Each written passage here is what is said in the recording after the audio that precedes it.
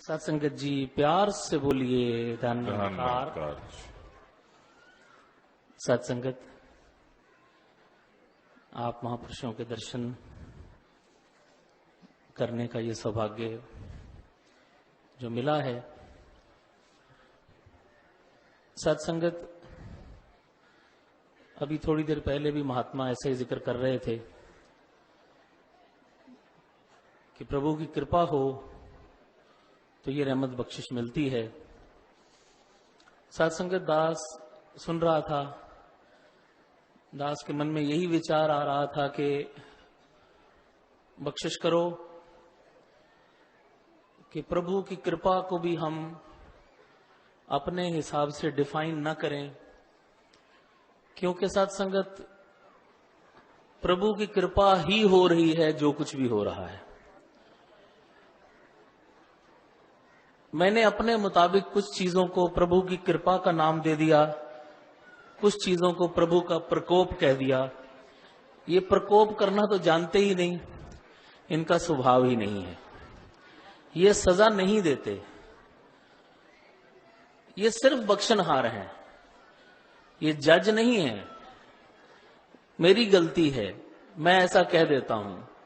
इनके पास सत्संगत जिसे सरापा कहते हैं, सर से पांव तक सिर्फ रहमत ही रहमत है, सिर्फ कृपा ही कृपा है। ये आए ही दुनिया में इस काम से हैं। अब आगे जो ये अपनी कृपा से अपने ढंग से जो कर रहे हैं, वो फिर कहीं मेरी परिभाषा पे पूरा उतरता है, कहीं मेरी परिभाषा पे पूरा नहीं उतरता। जो मेरे मुताबिक हो जाता है वो प्रभु कृपा हो जाती है, जो मेरे मुताबिक नहीं होता उसका मैं कोई ना कोई कारण ढूंढता हूं, और कोई कारण ना मिले तो खुद को कारण ढूंढता हूं, अपने कर्मों को दोष देता हूं, कोई कारण ना मिले तो परमात्मा पे ही गिला कर देता हूं, किस्मत को कोस लेता हूं। किसी न किसी तरह अपने आप को ही उस उधेड़ बुन में खुद ही डालता हूं, खुद ही निकालने का प्रयास करता हूं। और मालिक हंस रहा होता है कि तू करता रहे भाई, ये जोड़ तोड़ करता रहे। लेकिन सत्संगत, जो इन सभी सोच विचारों से परे हट जाते हैं, सादा हो जाते हैं, वो बच जाते हैं। बात कई बार सुनने में देखने में बहुत हास्यप्रद लगती है, लेकिन मर्म बहुत बड़ा होता है। आप जानते हैं सत्संगत, हमारे प्रेमी गीतकार जी डफली वाले, वो एक बार बहुत पुरानी बात है, हुजूर सच्चे पातशाह बरामदे में खड़े थे, नमस्कार चल रही थी। बच्चे उनके छोटे छोटे थे, 3 बच्चे, तीनों बेटों को साथ में लेकर आए। सत्संगत, दुपट्टा भी हाथ में था बच्चे के, प्रसाद का डब्बा भी था। अब वो रोजाना हर वक्त वहां रहने वाला महात्मा अपने परिवार को साथ में लेकर आया था। तो हम सब जो पास में खड़े थे, हमने भी पूछा क्या बात है प्रेमी जी, कोई खुशखबरी? बस महाराज बड़ी बख्शिश है, बड़ी कृपा है। बाबा जी के पास ले आए, सत्संगत बाबा जी को नमस्कार कराई, और जैसा उनका अंदाज था बात करने का, अपने बच्चों को कह रहे हैं, कहते बेटा दुपट्टा डालो। हाथ जोड़े, दुपट्टा डाला, बेटा प्रसाद प्रसाद। तो बाबा जी ने पूछ लिया, हाँ भाई क्या हुआ? बाबा जी आप जी की कृपा से तीनों फेल हो गए।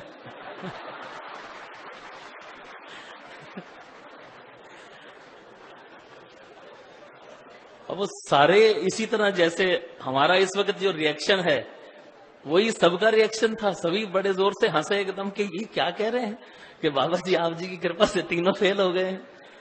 बोला प्रेमी जी ये क्या कह रहे हो? कहता पिछले 8-9 साल से अगर इनकी कृपा से पास हो रहे हैं तो फेल किसी और की कृपा से हो गए। ये है प्रभु कृपा,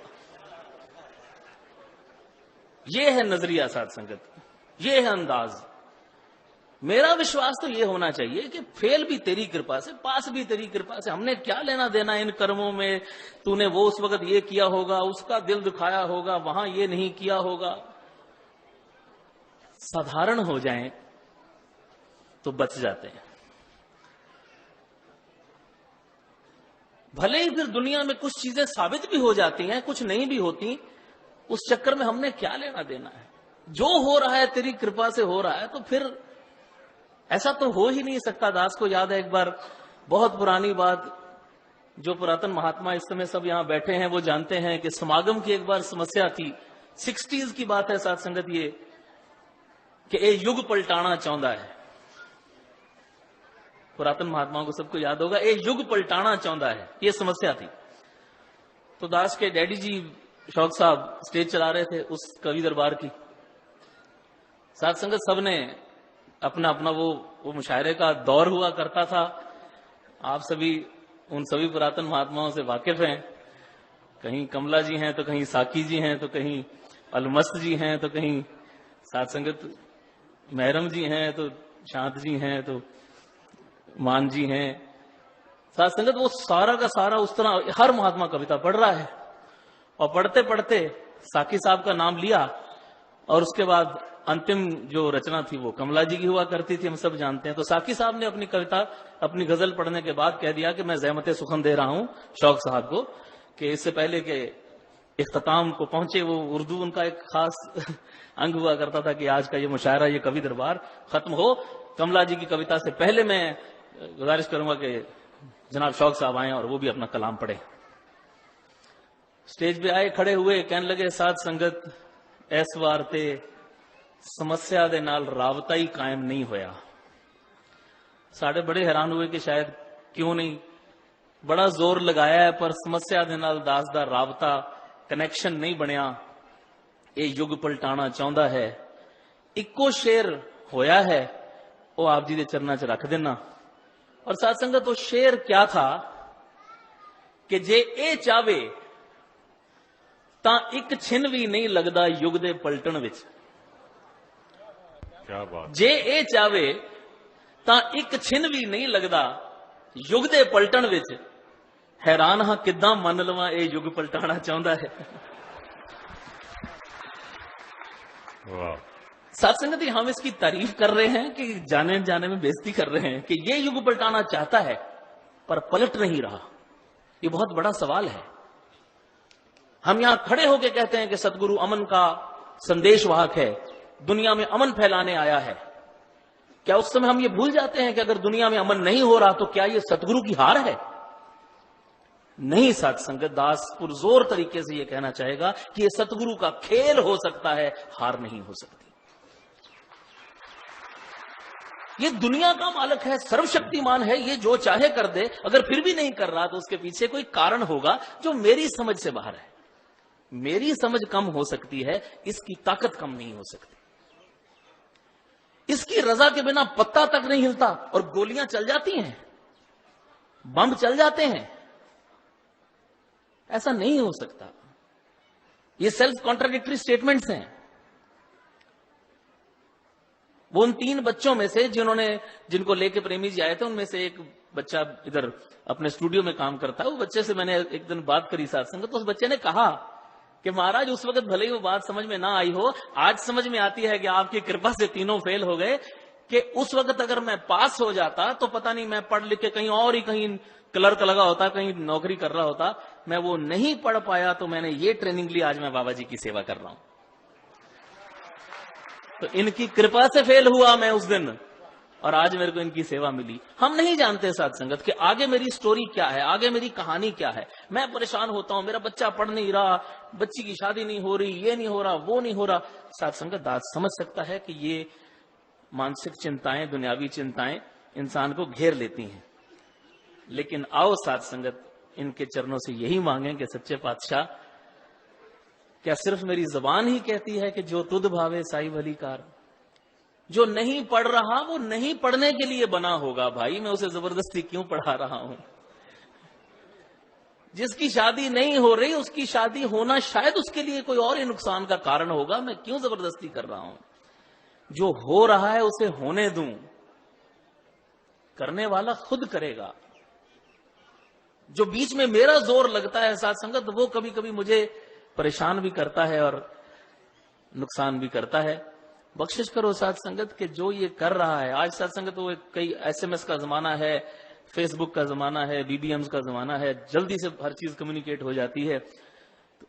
एक इसी तरह का एक मैसेज आपको भी कहीं ना कहीं जरूर आया हो ऐसे ही एक उदाहरण के तौर पे ध्यान में आ गया कि एक मैसेज आया कि जी सक्सेस इसे कहते हैं कि 1988 में सचिन तेंदुलकर साहब अपनी 10वीं कक्षा में फेल हो गए थे और आज महाराष्ट्र बोर्ड में 2009 में सचिन तेंदुलकर साहब के ऊपर एक चैप्टर है जिसे बच्चे पढ़ते हैं उसी क्लास में। अब उस दिन जिस दिन वो फेल हुए होंगे उस दिन तो कहा होगा बड़ा नालायक बच्चा है भाई, उनके माँ बाप ने भी कहा होगा शायद पता नहीं क्यों नहीं पढ़ रहा, ये पढ़ता नहीं है, बाबा जी कृपा करो। वो बना किसी और काम के लिए था, उसे सचिन तेंदुलकर बनना था, हमें क्या पता किसकी क्या कहानी है, आगे जाके क्या होना है। मैं पहले से उसको डिफाइन कर देता हूं, ये वरदान है, ये श्राप है, ये कृपा है, ये प्रकोप है, ये इनाम है, ये सजा है। साथ संगत उन्होंने लिख दिया है कि जिस ठाकर से ना ही चारा ताको की जो सद नमस्कारा। साथ संगत और एक लाइन बड़ी कमाल की, सब कुछ तो लिखा हुआ है कि जो गुर कहे सो कार कमाओ, गुरु की करनी काहे धावो। हमने क्या लेना है, जो कह रहे हैं चुप करके करते चले जाएं, उसको ज्यादा समझने की कोशिश करके फंस जाते हैं। ये बुद्धियां, ये अकलें, ये सियाणपे, ये साथ संगत अकलां सोचा पहुंच ना सकन, मेरा दी बेहदी थे मेर करे जे आप स्वामी, रंग बहादे गद्दी थे। कौन पूछने वाला है, इनको समझा नहीं जा सकता। दास के डैडी ये कहा करते थे कि this is one line, this is one field in which clarity is directly proportional to confusion. जितना क्लियर होने का प्रयास करोगे उतने कंफ्यूज होते चले जाओगे। इसलिए सब अकल सियाणप छोड़ के पोले पा मिले रघुराया, चतुराइयां किने ना पाया। ये इंटेलेक्ट की बातें, ये चतुरता की बातें बख्शिश करो साथ संगत, इनको छोड़ के इनके सामने संपूर्ण समर्पण हो जाए, आसान हो जाती है जिंदगी, आनंद ही आनंद हो जाता है। हर तरफ देख के खुशी होती है, किसी को देख के तकलीफ नहीं होती, किसी को देख के ये मुस्कुराहट रुकती नहीं। अंत में बस वही कह के आपसे इजाजत चाहूंगा कि किसी ने पूछ लिया कि फिर इस लाइन पे चलते हुए क्या निशानी है, मुझे कैसे पता लगे कि मैं ठीक जा रहा हूं, मेरी हेल्थ ठीक है, मैं हेल्दी हूं। तो दास को उस समय और तो कुछ सूझा नहीं, सिर्फ यही दास ने बेनती की कि भाई साहब जी यहां खड़े होके चारों तरफ नजर दौड़ाओ और वो चेहरे गिनो जिन चेहरों को देख के आपका आनंद खराब होता है। ऐसे देख रहे खुश हो रहे, खुश हो रहे, खुश हो रहे, ऐ कित्थों आ गया। जितने जिंदगी में वो चेहरे कम है उतने आप ठीक जा रहे हो। अगर किसी को देख के भी मेरा आनंद खराब नहीं होता, मुझे आनंद आता है, मुझे मजा आता है, मुझे खुशी मिलती है कि सच्चे बादशाह शुक्र है, ये भी आया है, ये भी आया है, ये भी आया है, इनके दर्शन भी हुए, इनके दर्शन भी हुए, और क्या चाहिए मुझे सेहत से। यही गुरसिक की सेहत है। और जहां मेरे मन में कड़वाहट आती है कि ये ऐसे क्यों बैठा है, ये ऐसे क्यों खड़ा है, ये क्यों आया है, ये क्यों नहीं गया, ये क्या कर रहा है, इसने क्या पहना है, इसने क्या बोला है, वो जितनी तकलीफें मैंने अपने अंदर घेर रखी हैं, समझ लीजिए उतनी मेरी सेहत खराब है।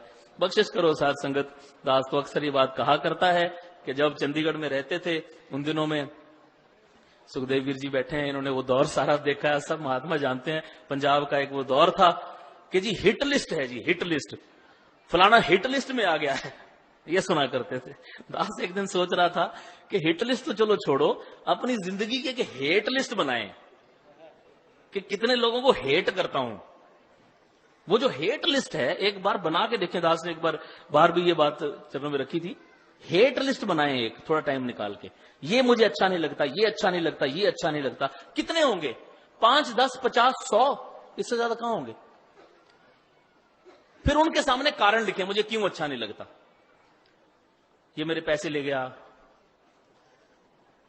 ये मेरे से ठीक तरह बात नहीं करता, मैं संगत में जाता हूं ये मुझे टाइम नहीं देता। ऐसे ऐसे कारण मिलेंगे साथ संगत, यकीन कीजिए ऐसे ऐसे कारण मिलेंगे। इसकी तो मुझे शक्ल ही अच्छी नहीं लगती, उसमें उसका क्या कसूर है जिसकी शक्ल ही अच्छी नहीं लगती। कारण लिख ले सारे एक बार उस हेट लिस्ट में कि कौन क्यों अच्छा नहीं लगता। ए तो मैनू वैसे नहीं चंगा लगता, चलो लिख लो, वो भी लिख लो।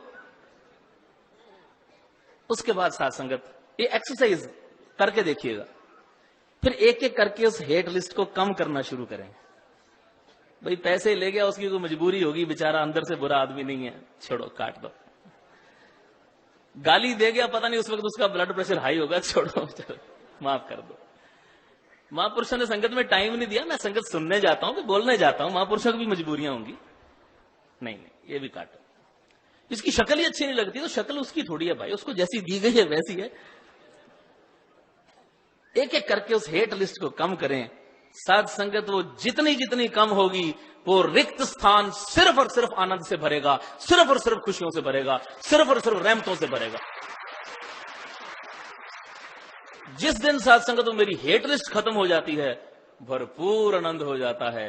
फिर मैं दुनिया में राजा हूं, फिर मैं बादशाह हूं, फिर मुझे क्या लेना देना, जब मुझे कोई जिंदगी में डिस्टर्ब ही नहीं कर सकता, किसी की प्रेजेंस मुझे डिस्टर्ब नहीं कर सकती, तो हर तरफ से क्या मिलेगा? सिर्फ खुशी मिलेगी, सिर्फ आनंद मिलेगा।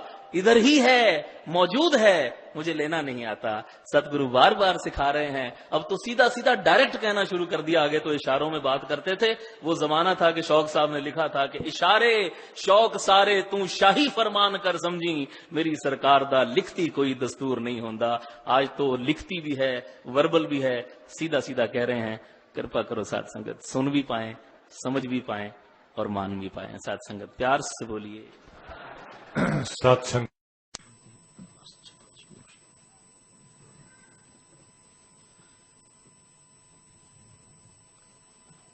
सत्संगत प्यार से बोलिए धन्यकार। सत्संगत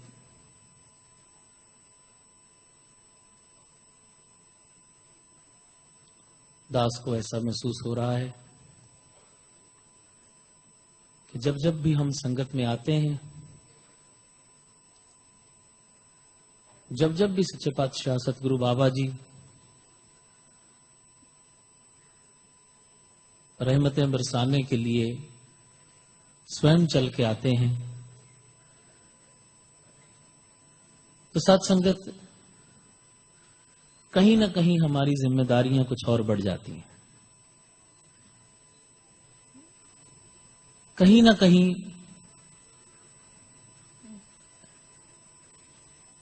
सतगुरु को हमसे उम्मीद हो ना हो, दुनिया को हमसे कुछ और उम्मीदें बढ़ जाती हैं।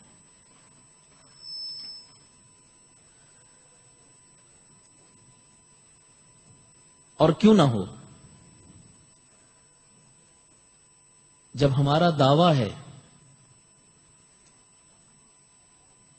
जब हम बड़े गर्व के साथ ये कहते हैं कि हम बाबा जी के गुरसिख हैं, we are the followers of Nirankari Baba ji, तो सत्संगत ये अपने आप में एक सेंटेंस नहीं है, ये अपने आप में एक रिस्पॉन्सिबिलिटी है। और ये रिस्पॉन्सिबिलिटी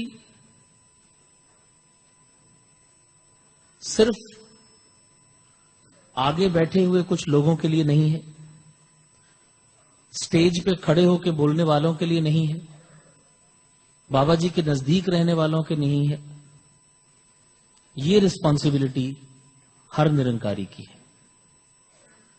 फिर वो बच्चा हो, बड़ा हो, अमीर हो, गरीब हो, पढ़ा लिखा हो, अनपढ़ हो, कोई भी क्यों ना हो। दास को याद है, हमारे मिशन के एक बहुत विद्वान फिलोसफर महात्मा हुए हैं निर्मल जोशी जी। उन्होंने एक बार ये बात कही थी कि जब एक दाल का पतीला पकने के लिए रखा जाता है, तो फिर सारी दाल को टेस्ट नहीं किया जाता, चेक नहीं किया जाता, उसमें से एक दाना उठा के फैसला कर लिया जाता है कि दाल पक गई या नहीं पक गई। और वो दाना कौन सा हो कहा नहीं जा सकता।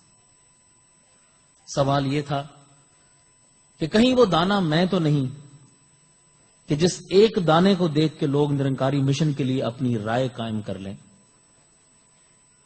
कहीं वो एक दाना मैं तो नहीं जिसके किसी बिहेवियर को देख के, जिसके किसी कुकर्म को देख के, जिसके किसी एटीट्यूड को देख के लोग बाबा जी के बारे में अपनी राय कायम कर लें। दास समझता है कि इतनी एक रिस्पॉन्सिबिलिटी तो हम सब की बनती है।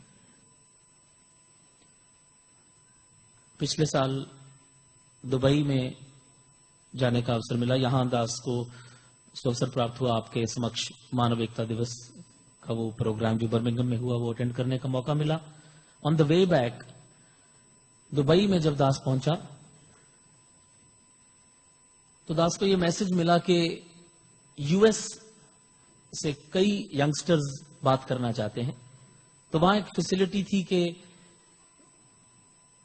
कोई सैन फ्रांसिस्को में बैठे हैं, कोई शिकागो में है, कोई ह्यूस्टन में है, कोई एलए में है, कोई न्यूयॉर्क में है, जहां जहां से हैं एक टाइम फिक्स कर लिया गया कि इस एक नंबर पे सभी नौजवान वहां फोन करेंगे। और वहां से वो एक ऐसी कॉन्फ्रेंस फैसिलिटी थी कि वहां से दास को दुबई में फोन मिला दिया गया। कम्युनिकेशन का जमाना है, हर तरह से हर तरफ से महापुरुष कनेक्ट हो गए। तो उन्होंने सबने मिलकर ये बात कही कि Vivek ji, we want to listen to you. पहले कहने लगे कि we want to have some question answer session, which I very humbly told them कि मैं नहीं चाहता कि ये टेलीफोन के जरिए ये क्वेश्चन आंसर सेशन हो।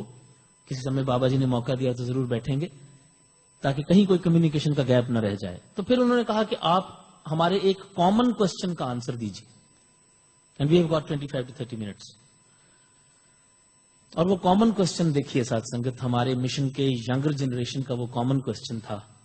वो कॉमन क्वेश्चन ये था कि बाबा जी स्थान स्थान पे जाके अपने सुख आराम को छोड़ के हर तरह से आज मिशन के लिए, परोपकार के लिए, दुनिया के लिए क्या क्या एफर्ट्स कर रहे हैं। हम ये जानना चाहते हैं कि हमारा उसमें योगदान क्या हो सकता है। What is our contribution? How can we contribute in his mission? पहली बात तो मैं ये कहना चाहूंगा कि अभी sister आदिता, she was speaking in English as well as she sang a song in Polish language. And one thing which she said very clearly that Babaji, I am with you in your mission. What else? We all have to be with him in his mission. Maybe a little contribution, maybe a very little contribution, but मेरी contribution वो है कि मैं आपके साथ हूं, कि जो खुद को आपके पीछे नहीं चला पाया, खुदा जो पा भी लिया फिर भी उसने क्या पाया। तो पहली बात तो वो हो गई कि हमें खुद को इनके पीछे चलाना है, इनके पीछे चलना है। लेकिन दास ने उनसे एक निवेदन किया। दास ने कहा कि एक ही बात समझ पाया हूं, दास ने शायद पहले भी आपके चरणों में ये बात रखी हो, कि हमारी समस्या क्या है कि हम लोगों के सवालों के जवाब देने को निरंकारी मिशन का प्रचार समझते हैं। हम कहते हैं हमारे सत्यार्थी जी आए हुए हैं, उपासक जी आए हुए हैं, और बड़े महात्मा, बड़े पढ़े लिखे लर्नेड महात्मा आए हुए हैं, आप इनसे कोई भी सवाल कीजिए, ये उसका जवाब देंगे। सवालों के जवाब देना मिशन का प्रचार नहीं है सत्संग। दास ने उनसे निवेदन किया कि दरअसल we have to raise a question, हमें तो एक सवाल खड़ा करना है। और दास ने कहा कि हिंदुस्तान की एक बहुत मशहूर एडवर्टाइजमेंट है, most award winning advertisement in India, और वो ये है कि उसकी साड़ी मेरी साड़ी से सफेद क्यों। एक सवाल खड़ा कर दिया। अब प्रचार तो सर्फ एक्सेल का है, किसी डिटर्जेंट का है, लेकिन डिटर्जेंट का जिक्र नहीं है। एक औरत ने एक सफेद साड़ी पहन के सिर्फ वहां से गुजर गई सामने से, और 10 औरतों के मन में सवाल खड़ा कर दिया कि इसकी साड़ी मेरी साड़ी से सफेद क्यों। प्रचार हो गया। जिस दिन मैं अपनी जिंदगी से, अपने जीवन से लोगों के दिलों में यह सवाल पैदा करने में कामयाब हो जाता हूं कि ये इंसान मुझसे अलग क्यों, तो जवाब तो एक ही है, because of my lord master. प्रचार तो इन्हीं का होगा, प्रचार तो मिशन का ही होगा, लेकिन वो होगा तब जब लोगों के दिलों में यह सवाल पैदा होगा। जिस दिन मैं लोगों से कहूंगा आइए हमारे पास, हमारी बात सुनिए, बाबा जी के पास ये है, बाबा जी के पास वो है, लोग कहेंगे आपके पास सब कुछ है, मेरे पास टाइम नहीं है, सॉरी मैं बहुत बिजी हूं। और हम बड़े हैरान होते हैं कि सच्ची चीज लेने के लिए भी लोगों के पास टाइम नहीं है, परेशान हो जाते हैं, क्योंकि साथ संगत उनके दिलों में सवाल पैदा नहीं कर पाया। मैं I have to raise a question. और यहां उल्टा होता है, मुझ एक इंसान को देखकर 100 आदमी कहते हैं कि अगर निरंकारी ऐसे होते हैं भाई साहब, फिर क्या करना आपकी संगत में आके।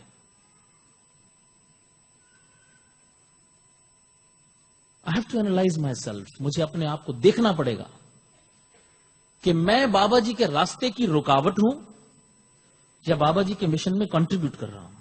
और वो कंट्रीब्यूशन बाबा जी मुझसे और कुछ नहीं मांगते। बाबा जी की तरफ मेरी कंट्रीब्यूशन सिर्फ मेरा अपना आप ही हो सकता है। वेरी हम्बली कि सच्चे पातशाह कृपा करो, जिस मोहल्ले में मैं रहता हूं वहां के जो 150 लोग हैं उनमें से बेस्ट मैं बन के दिखाऊं। जिस दफ्तर में काम करता हूं वहां के 50-100 जो लोग हैं, उनको अगर जिंदगी में कभी भी कोई कहे कि आज निरंकारी बाबा जी आ रहे हैं, तो वो ये कह सकें कि हां, एक निरंकारी को मैं भी जानता हूं साहब, बहुत बढ़िया लोग होते हैं। इतनी कंट्रीब्यूशन चाहिए।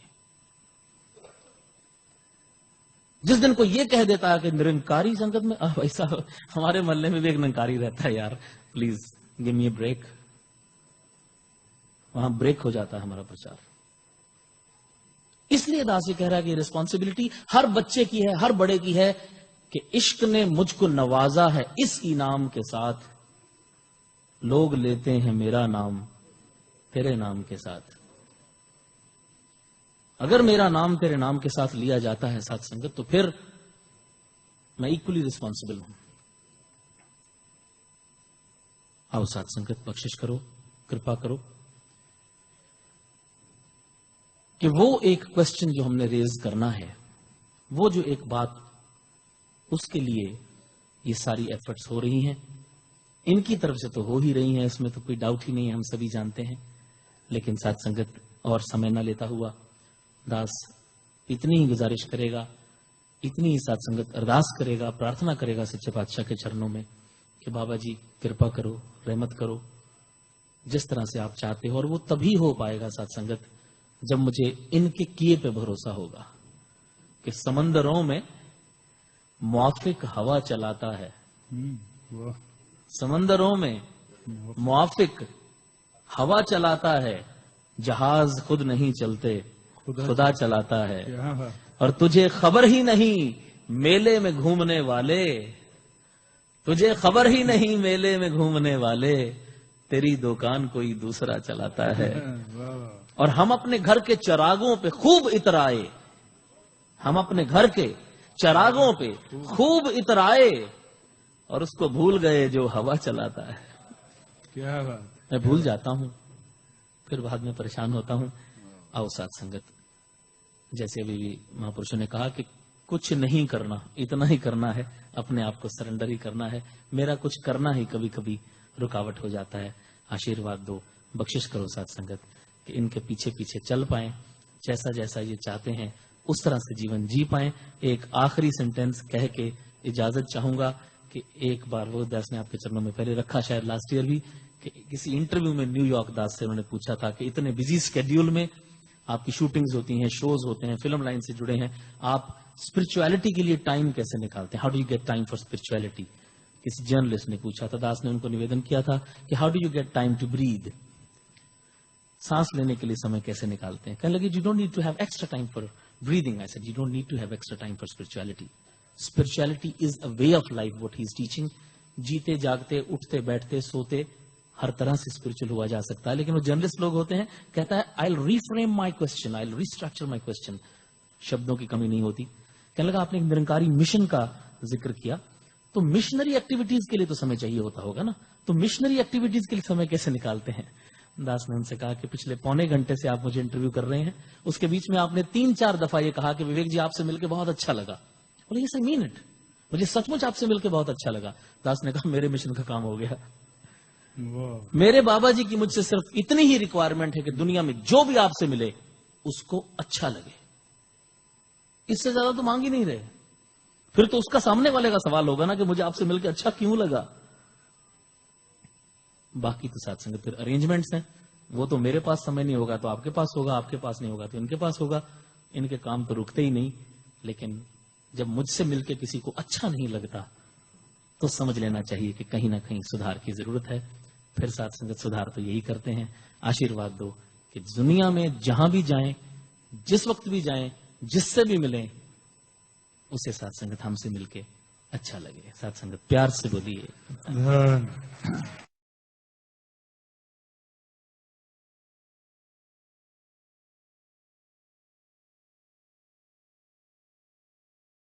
साथ संगत जी प्रेम से कहना। साथ संगत आज आप सभी इस विशाल रूम में उपस्थित हुए हैं ऐसे जीवन के प्रति अपनी श्रद्धा समर्पित करने के लिए जो जीवन इस कदर जिया गया, जिसने हर किसी के जीवन पे अपना खूबसूरत असर छोड़ा, जो जीवन भक्ति के मार्ग पर बीता, अकीदा और विश्वास ऐसा अटल, जो इस प्रकार से मिसाल अपने आप में जो कर्म के द्वारा बना वो जीवन, जिसकी आज यहाँ पर महिमा गाई जा रही है और ऐसे जीवन से प्रेरणा ली जा रही है और प्रार्थना की जा रही है कि ऐसा ही जीवन हम जी पाए जो श्रद्धा से भरा हो, जो भक्ति भाव से युक्त हो, जो मानवता इंसानियत से भरपूर हो। तो ऐसी भावनाओं से युक्त होकर हम भी इस जीवन के सफर को तय कर पाए। तो जिनके द्वारा ये जीवन जिया गया, विवेक शौक को आज श्रद्धा के साथ सभी नतमस्तक हैं और कितने कितने दिलों को छुआ। केवल चंडीगढ़ में पैदा हुए और वहां पले, केवल चंडीगढ़ की बात नहीं, मुंबई में पिछले कुछ बरस बीते हैं। यहाँ के महापुरुषों और नौजवानों के दिलों पे ही केवल असर नहीं, बल्कि विश्व के अनेकों मुल्कों में इस कदर अपना असर छोड़ा कि चाहे इस कदर आमने सामने मुलाकात भी ना हुई हो, लेकिन जो उनके विचार, जो उनके ख्याल, जो इस कदर इतने मजबूती से भक्ति की तरफ प्रेरित करने वाले, जो परमार्थ की तरफ प्रेरित करने वाले, जो इस निराकार के ऊपर अडोल अटूट विश्वास को परिपक्वता देने वाले, ऐसे विचारों को सुन के भी कितने कितनों ने प्रेरणाएं ली हैं और आज सभी के इसीलिए ये नतमस्तक हैं सभी ऐसे जीवन के प्रति।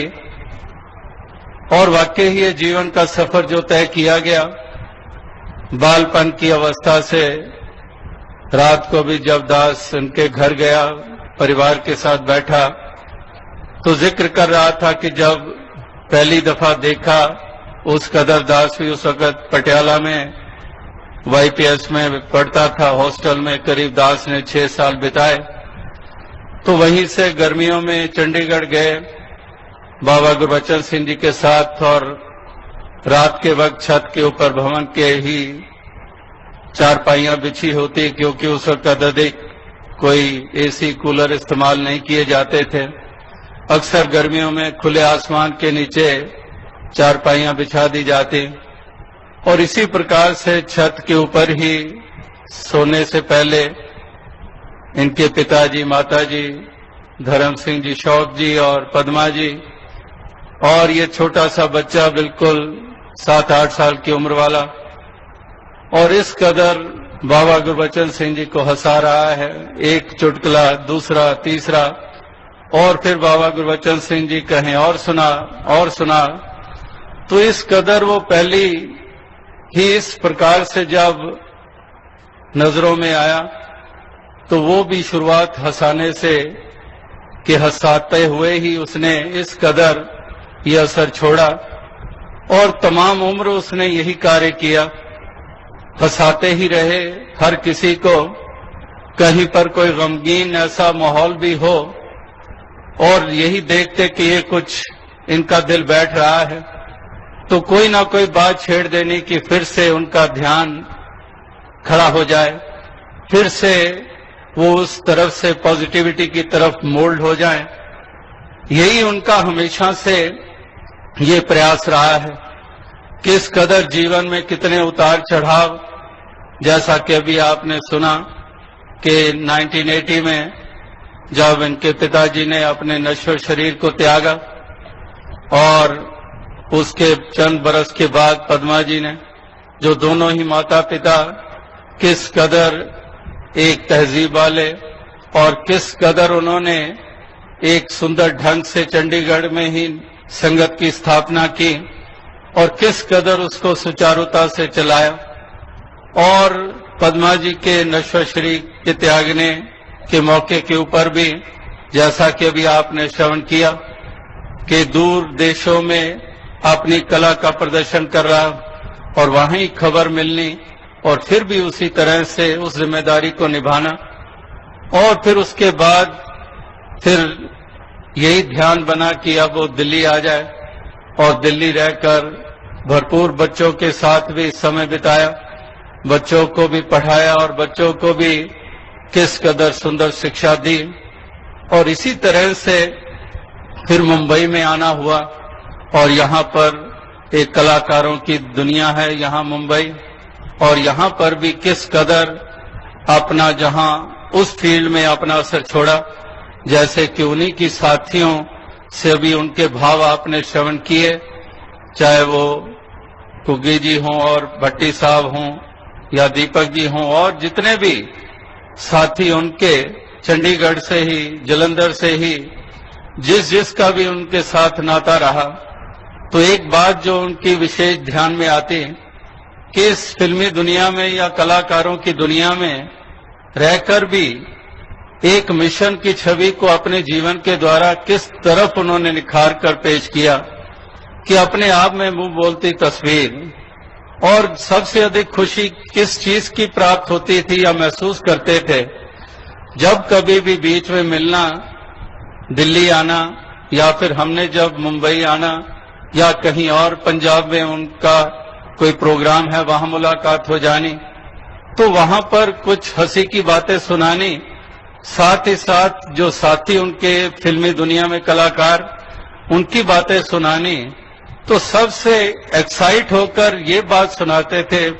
वहीं से महसूस होता था कि कितनी इस पहलू को ये अहमियत देते हैं और सबसे ज्यादा एक्साइट होकर ये बात सुनाते थे कि फलां जो कलाकार मेरा साथी है उसकी स्पिरिचुअल बेंड ऑफ माइंड है, वो स्पिरिचुअलिटी को महत्ता देता है, वो आध्यात्मिकता को, वो मानवता को एक पहलू देता को अहमियत देता है। तो उन चीजों को लेकर ही कितने खुश होते कि वाकई उस फील्ड में भी इस आध्यात्मिक पहलू को, जहां पर अक्सर हमारे मनों में ख्याल होता है कि केवल इस कदर माया के बोलबाले हैं या फिर किसी और प्रकार की दुनिया है, तो उसमें भी जब जिस इंसान में, शख्स में ये पहलू देखा कि वो आध्यात्मिकता की तरफ भी रुझान रखता है, तो वो बहुत ही प्रसन्न होना और प्रसन्नता के साथ ही उसको आगे शेयर करना आके, इसी कदर पिछले ही साल जिक्र किया उन्होंने, जैसे अभी कुग्गी जी आपके सामने उन्होंने बोला, अपने भाव रखे, अपना स्नेह प्यार जो उनसे मिला, जो एक दूसरे के साथ बांटा। तो इन्हीं की बात करने लगे कि अक्सर हम देखते हैं किसी के बारे में दूर दूर से देखते हैं और वहां पर हम कुछ राय बना लेते हैं, तो ये हंसना हंसाना तो सिलसिला है ही है कलाकारों का। तो कहने लगे कि एक ऐसी बात इन्होंने कही जो हमने भी कभी सोची नहीं। एक पंक्ति उन्होंने गुरबाणी से जपजी साहब से एक लाइन सुनाई, कहने लगे कि नई नई गाड़ियों में, कारों के पीछे शीशे पे लिखा होता है कि ये भी तेरी दातार। तो कहने लगे कि कुग्गी कहने लगा कि ये लाइन तो लिखते हैं सारे, लेकिन पूरा शब्द कभी किसी ने ध्यान से पढ़ा है तो उसमें उससे पहले जो जो लिखा हुआ है कि इस कदर मालिक क्या क्या नहीं देता और इंसान कैसा कृत घृण होता है, किस कदर नाशुक्रा होता है, और फिर भी ये दातार दिए चले जा रहा है। तो इस प्रकार से वो इतने खुशी खुशी मुझे सुना रहा कि इस कदर ऐसे ऐसे मनों में ऐसे ऐसे भाव होते हैं जो जिस तरफ हमारा भी कहीं ध्यान नहीं जाता। तो इसलिए इस लिहाज से भी देखें तो हर इंसान से हम कुछ ना कुछ सीख सकते हैं। हर इंसान में मालिक ने कोई ना कोई ऐसी बात भरी हुई है, कोई ना कोई गुण रखा हुआ है। तो हमने उन गुणों की तरफ केंद्रित होकर हमने उसको अपने जीवन में स्थान देना है, उस अनुसार ही अपने इस जीवन के सफर को तय करना है। किस कदर दुख दर्द में शामिल होना, किस कदर एक दूसरों को सांत्वना देनी। कितने कितने ऐसे महापुरुष नौजवान मिलेंगे आपको। ये तो 1-2 घंटे का ये सिलसिला जो ये सत्संग चल रहा है जिसमें श्रद्धा सुमन समर्पित किए जा रहे हैं, लेकिन ये सिलसिला तो चलता रहेगा।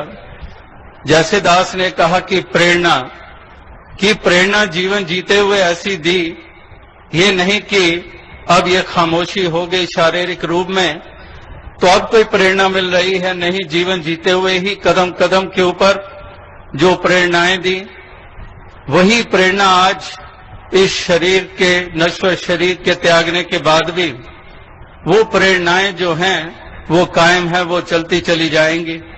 वो याद हमेशा ही मनों में रहेगी। जिस प्रकार से वो एक अंग्रेजी में कहावत है कि there are many people who die before they expire, but अब हम जिनका जिक्र कर रहे हैं या ऐसे महापुरुषों का जिक्र करते हैं श्रद्धा के साथ, they do not die before they expire, they live before they expire, and even after they expire they keep on living in our hearts. हमारे दिलों में वो जिंदा रहते हैं। लोग वो भी होते हैं कि जो ये शारीरिक मौत आती है तो कई उस मौत के आने से पहले ही मर जाते हैं। वो जीवन कहलाता ही नहीं है, क्योंकि उस जीवन में ना प्यार होता है, उस जीवन में ना प्रेम भाव होता है, ना निम्रता होती है, ना कंपैशन होता है, ना दया का भाव होता है, कोई हलीमी नहीं होती है, कोई मिठास नहीं होती है। क्रूरता, कठोरता, कटुरपन, अहम अभिमान, जलन, ये सब कुछ होता है। तो उस जीवन को जीवन कहा ही नहीं जाता है। वो जीवन कहलाने के लायक ही नहीं होता है। तो ऐसे महापुरुष, भक्तजन, सज्जन प्रवृत्ति वाले जो इस शारीरिक मौत के आने से पहले मर के नहीं जीते हैं, वो वाकई ही सही मायनों में जीवंत होते हैं, क्योंकि उनके खूबसूरत जो पहलू वो जीवंत होते हैं। वो पहलू मर गए नहीं होते जीवन में से, वो जिंदा होते हैं, उनको मजबूत रखते हैं। वो प्यार वाला हो, हलीमी वाला हो, वो सहनशीलता वाला हो, वो विशालता वाला हो, वो पूरी नेक नीयत के साथ अपनी जिम्मेदारियों को निभाने वाला पहलू हो, वो सारे के सारे इस जीवन में मजबूती वाले देखे गए और हर किसी ने महसूस किया कि वाकई ही किस कदर ये ऐसे तमाम पहलू हैं जो बहुत मजबूत थे जीवन में, जिसके कारण आज श्रद्धा के साथ सभी के मस्तक जो हैं वो नत हो रहे हैं। सभी श्रद्धा के साथ याद कर रहे हैं किस कदर इस छोटी सी उम्र में ही क्या क्या उपलब्ध हुआ, क्या क्या एक कार्य किए इस जीवन में जो वाकई ही उपयोगी हैं। जीने को इंसान एक तो नेगेटिविटी के साथ जीते हैं, एक वो भी होते हैं कि कुछ करते कराते नहीं हैं, तो वैसा भी जीवन नहीं। नेगेटिविटी तो दूर की बात, वो तो ख्याल में भी नहीं आ सकती।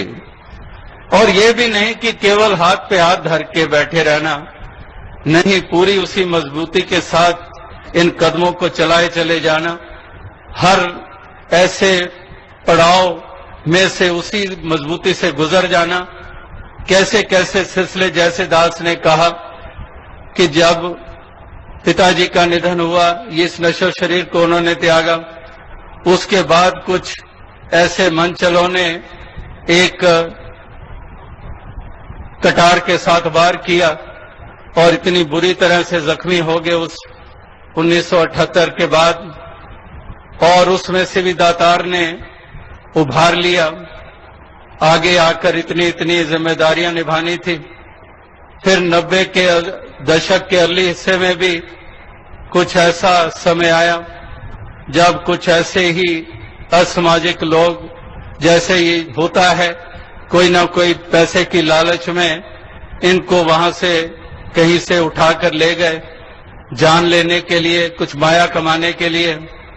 ऐसी कठिन परिस्थिति में भी दातार ने इनको उभारा और इस कदर सभी उन पहलुओं में से गुजरते हुए ये अपने उस अकीदे को, विश्वास को उसी परिपक्वता से कायम रखा और हर लिहाज से, चाहे वो बेटे के रूप में हो, चाहे वो पति के रूप में हो, चाहे पिता के रूप में हो, साथ संगत के अनन्य एक सेवक बन के हर तरह से अपनी जो रोल है, क्योंकि फिल्मी दुनिया या कलाकारों की दुनिया में हम अक्सर कहते हैं कि एक रोल होता है और वो रोल अदा करना होता है, तो ये असली जीवन में भी हर रोल को पूरी ईमानदारी से निभाया। और जो एक कलाकारों की फिल्मी दुनिया है या कला की स्टेज की दुनिया है, उसमें भी अपना 100% वो देने का हमेशा उनका एक प्रयास रहा, एक जतन रहा। और वाकई ही इसी के कारण हर किसी के दिल में उन्होंने अपना एक ऐसा स्थान बनाया है जो कभी ना मिटने वाला है। और ऐसे विरले ही होते हैं जो इस कदर अपनी छाप छोड़ते हैं, इस कदर अपना असर छोड़ते हैं, इस कदर वो महक वातावरण में उनकी स्थापित रहती है। जैसे वो फूल अगर आंखों से ओझल भी हो जाता है, लेकिन उसकी सुगंध, उसकी महक जो है वो उसी प्रकार से वो कायम रहती है। और इसी प्रकार से ऐसा जो जीवन जिया गया, जो हमेशा ही मांग, कभी भी वो संसारिक मांगों को सामने नहीं रखा, कभी भी वो प्रार्थना सामने नहीं रखी, हमेशा ही। बल्कि अक्सर हम देखते हैं कि जहां कला होती है वहां पर व्यवसाय भी होता है, प्रोफेशन भी होता है। आखिर एक परवरिश बच्चों की भी करनी होती है, कोई ना कोई प्रोफेशन, कोई डॉक्टर बन जाता है, कोई लॉयर बन जाता है, कोई इंजीनियर बन जाता है, कोई बिजनेस खोल लेता है। तो हर किसी को उस प्रकार से कुछ कमाई भी करनी होती है, कुछ सस्टेन करना होता है, कोई मेंटेन करना होता है अपने और अपने परिवार को। तो उस लिहाज से समाज पे बोझ ना बनकर वो अपनी उन तमाम, जिसको हम कहते हैं कि 10 नाव की किर्त कमाई, वो 10 नाव की किर्त कमाई करने हेतु वो उस प्रोफेशन को उन्होंने चुन लिया और उसको कर रहे हैं। और कई दफा ये बात जब दिल्ली में होनी, कमरे में होनी, तो बीच में और भी महापुरुष खड़े होने, तो वो कहने लगते, वैसे इंक्वेस्टिव होकर पूछने लगते कि इस कदर आपने ये रोल किया, इतने प्रोजेक्ट किए, आपको क्या मिला, किस कदर वहां पर ये पेमेंट्स होती हैं, कितना कोई चार्ज करता है। तो इस प्रकार से जब ऐसी बातें चलने लगी तो आगे से कहने लगे कि बस मैं क्या करूं, मेरी बड़ी मजबूरी है। क्या मजबूरी है? कहने लगे मैं रकम बोल ही नहीं सकता। कोई भी डायरेक्टर हो, कोई प्रोड्यूसर हो, मैं कहता हूं जो आपको अच्छा लगे वही दे दो, कभी भी डिमांड नहीं। तो बाकी सारे कहते ऐसा क्यों करते हो, प्रोफेशन है तो आप उस तरह से पेश आओ। कहते नहीं, बस होता ही नहीं, मैं क्या करूं, मजबूरी है, कह ही नहीं सकता, मेरे से होता ही नहीं है, मैं माया के बारे में इतना सोच ही नहीं सकता हूं। तो इस प्रकार से कहने का भाव ये है कि वो भी एक ऐसी नर्म दिली कि ये भी मेरा शायद किसी को कहना या मांग करनी, वो भी कोई बोझ ना अगले को लगे।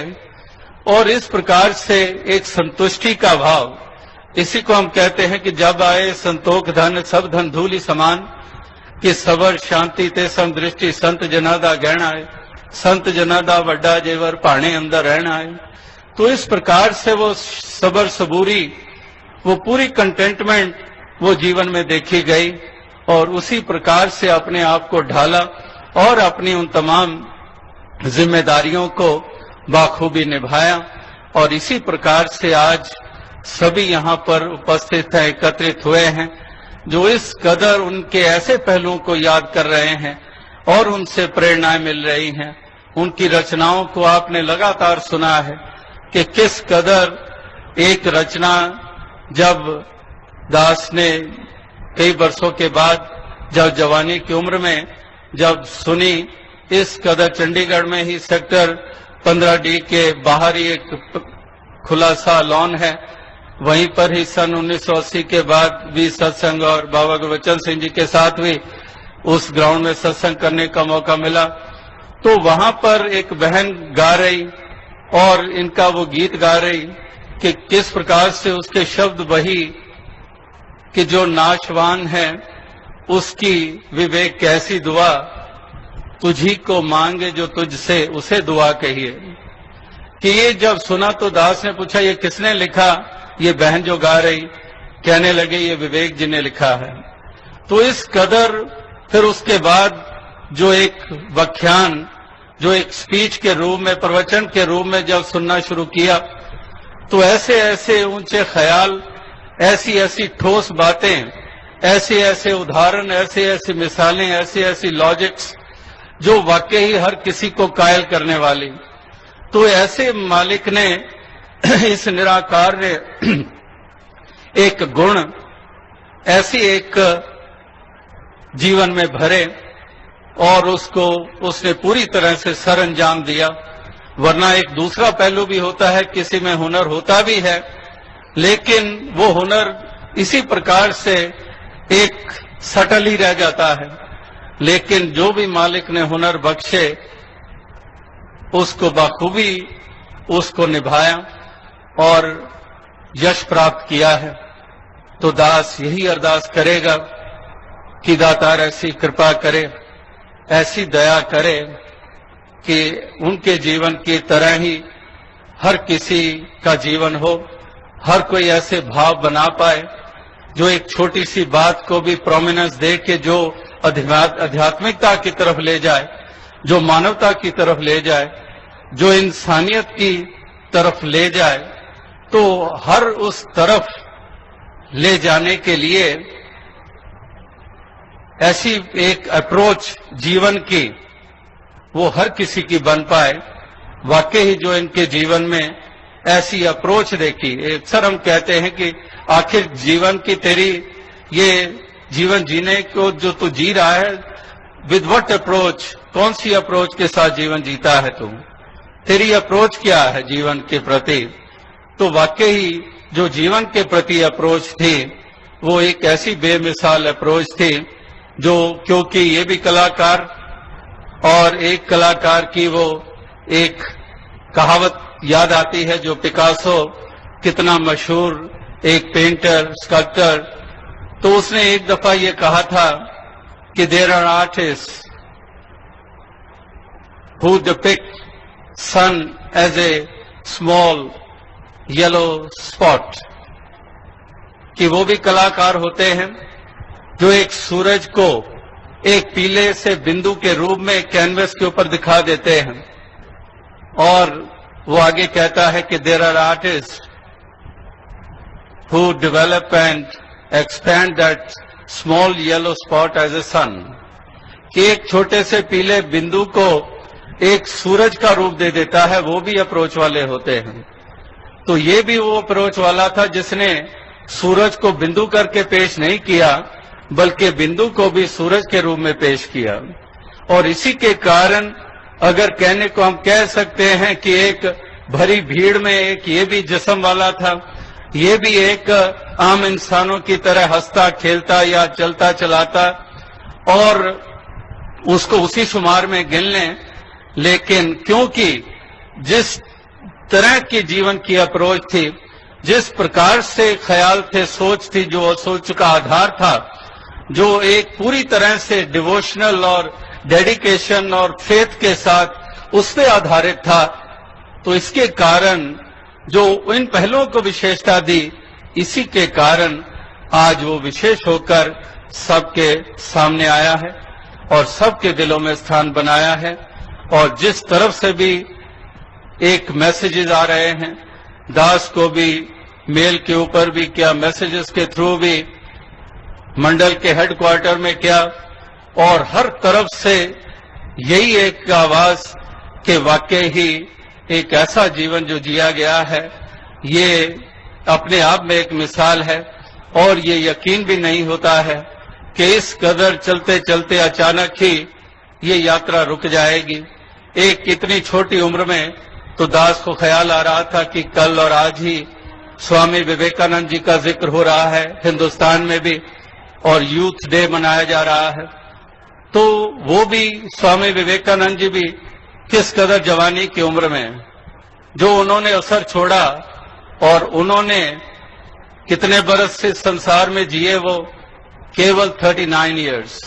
स्वामी विवेकानंद जी केवल 40 बरस के भी नहीं हो पाए, और उन्होंने किस कदर ये छाप छोड़ी चारों तरफ।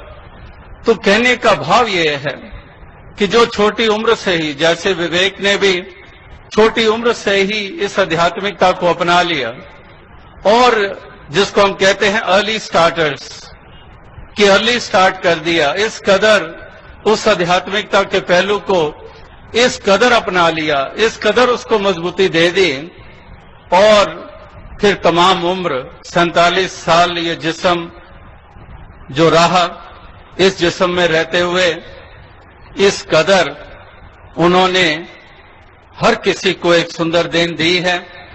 हर किसी का ध्यान इस बहुत ही जरूरी पहलू की तरफ दिलाया है, जो है एक सत्य को जानना, सत्य को आधार बनाना, इस सत्य को जीना। ये एक पहलू की तरफ तमाम उम्र वो ध्यान औरों का भी दिलाते आए, अपने गीतों के द्वारा, अपनी कविताओं के द्वारा, अपने व्याख्यान के द्वारा, और उन सब से ज्यादा मजबूती के साथ अपने जीवन के द्वारा, अपने व्यवहार के द्वारा। और वाकई इन तमाम इनके दोस्त मित्रों की भी जुबानी, कलाकारों की दुनिया में, जैसे राजकंवर जी भी बैठे हुए हैं, ये भी इस कदर इनके साथ उनका इतना घनिष्ठ नाता, और किस कदर उनके जीवन काल में भी ये अपनी उनके प्रति जो एक रिस्पेक्ट है वो एक्सप्रेस करते। और जब ये हॉस्पिटल में उनका दाखिल होना, और तब भी, और फिर कल जब परसों जब आए मुंबई, और तब भी देखा, तो किस कदर वाकई ही एक ऐसा एक क्लोजनेस जो अपने बोलों के द्वारा, अपने जीवन के द्वारा उन्होंने दी, तो हर किसी के दिलों में इस कदर मजबूती के साथ अपना उन्होंने स्थान बना लिया है। तो दातार कृपा करे, शक्ति दे, सामर्थ्य दे, ताकि आगे से आगे सभी बढ़ते चले जाएं। परिवार के सदस्य जो तमाम, जो शुरू से जिनकी साथ संगत में ही परवरिश हुई, जो संस्कार बुजुर्गों से जो प्राप्त हुए, और उन्हीं के पद चिन्हों पर चलते हुए जैसे विवेक शौक ने अपने जीवन को जिया, तो ये परिवार के बाकी सदस्य भी, बच्चे भी, सरब ने भी किस कदर इतना साथ दिया कि कितने कितने दिन बाहर रहना, कितने कितने स्केड्यूल्स इतने लंबे होने, और किस कदर पत्नी के रूम में भी पूरी हलीमी के साथ अपने आप को इस खूबसूरती के साथ ढाला, और उनका पूरा पूरा साथ दिया। और वाकई ही ऐसे जोड़ जो होते हैं वो कितने मुबारक होते हैं। और दातार कृपा करे कि इनको भी शक्ति दे दातार, कि आने वाले तमाम बच्चों के प्रति जिम्मेदारियां बाखूबी से निपटी चली जाएं, और सरलता के साथ निपटी चली जाएं।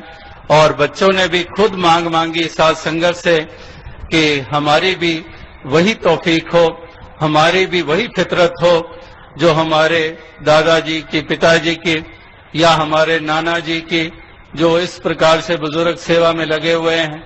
तो वैसी ही हमारी जीवन को अप्रोच हो, हमारे इसी कदर हम इस जीवन की जो जो हमारी उम्र बढ़ रही है, हम कभी उस नौजवानों के उस बहाव में न बह जाएं जो समाज में आज जो कुछ हो रहा है किसी से छिपा हुआ नहीं है। तो ये खुशी की बात कि ये बच्चे साथ संगत के साथ जुड़े हुए और उन ऐसे असरात से अपने दामन को बचाकर चल रहे हैं। तो दातार कृपा करे, शक्ति दे, तौफीक दे कि इसी तरह से एक प्रेरणा देने वाले बने, ऐसा सुंदर जीवन जीकर ये एक साथ संगत की आशीर्वाद प्राप्त करते रहें। और सभी सदस्य चाहे इंग्लैंड में रहते हैं परिवार के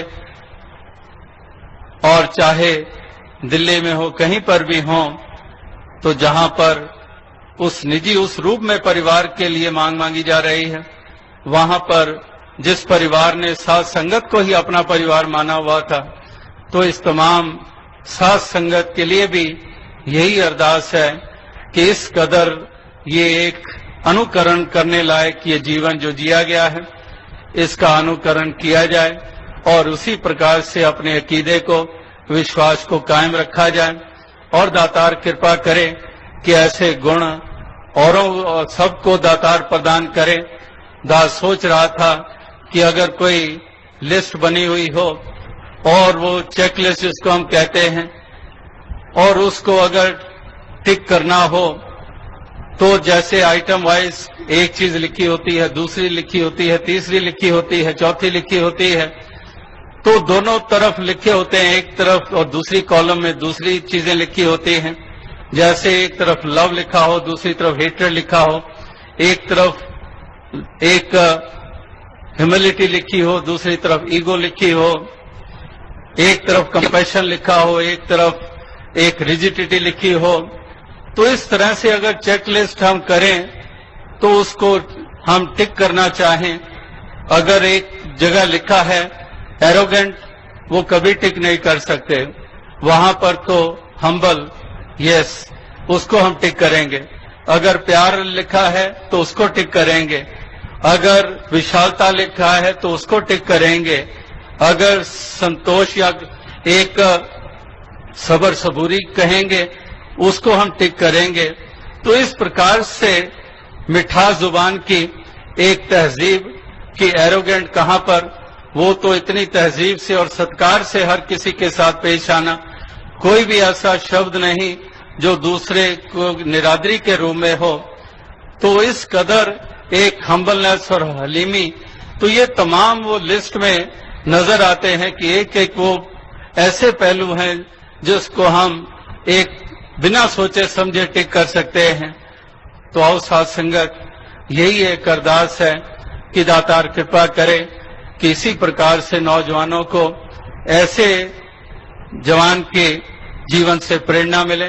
हालांकि हम कह सकते हैं कि 47 साल की उम्र तो एक मिडिल एज होती है, लेकिन जिस कदर उसने जीवन जिया था, क्योंकि बालपन की अवस्था से ही आरंभ किया हुआ सिलसिला और एक नौजवान ही रहे और उसी प्रकार से ही उसी जवानी की उम्र में ही जो एक प्रेरणा दी है।